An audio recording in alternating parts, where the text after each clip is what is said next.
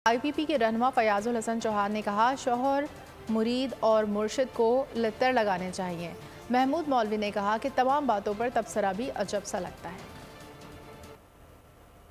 अगर ये सारी बातें सच है ना, तो मुर्शिद को भी और मुरीद को भी और उस मजबूर शौहर को भी कान पकड़ा के लित्तर मारना चाहिए। सबसे पहले सबको पता थी कि यार उनका उठना बैठना क्या है। तो मेरी तो जाती राय ये है कि मुर्शिद को भी, मुरीद को भी और इस शौहर को लाइन में खड़ा करके इनको कान पकड़ा के छित्तर और लित्तर मार कि यार ये हमारे पाकिस्तान का ये लीडर और ये पाकिस्तान के अंदर ये किस तरीके से आवाम के जज्बात के साथ जाना ये खिलवाड़ करते थे। ये मुझे तो समझ नहीं आ रही कि ये रियासत मदीना की छतरी तले यहाँ पर क्या क्या होता रहा है। तो वो इंटरव्यू देख के ही मुझे बड़ा मैं शर्मिंदा हूँ और अफसोस भी हुआ कि इस किस्म का हम जो है अपने मुल्क में देखे ना, बाहर के मुल्कों में तो ये बहुत कॉमन है मगर पाकिस्तान के अंदर ऐसी चीजें कॉमन नहीं है। मैं एक तरफा इल्जाम नहीं दूंगा, देखे ना, ये दोनों तरफा इल्जाम होता है। सब जो है हमारे घरों पे भी खवातीन है, मगर अगर सिर्फ मैं मर्द को इसका इल्जाम ठहराऊं ये कि इमरान खान को, तो मैं कहूँगा ताली दोनों हाथ से बजती है। हम इसके ऊपर मजीद इसको एम्फसाइज करना भी बड़ा अजीब सा लगता है ना। तो उनकी तो मतलब जो तीनों शादियां लव मैरिज, कोई अरेंज मैरिज तो कोई भी नहीं।